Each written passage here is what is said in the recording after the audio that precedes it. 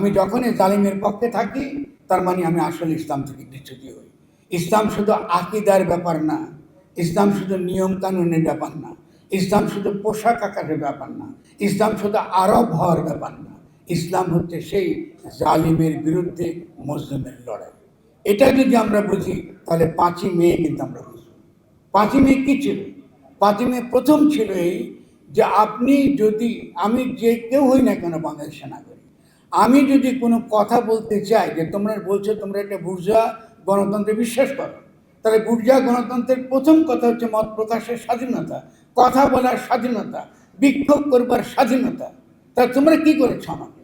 তোমরা আমাদের সঙ্গে দেখিয়েছো যে তোমরা সেই ন্যূনতম গণতান্ত্রিক যে নিয়ম নীতি, ন্যূনতম মানবাধিকারের যে নীতি, আমার যে কথা বলার অধিকার, আমার ক্ষোভ প্রকাশের অধিকার, তোমরা আমাকে সেখান থেকে তোমরা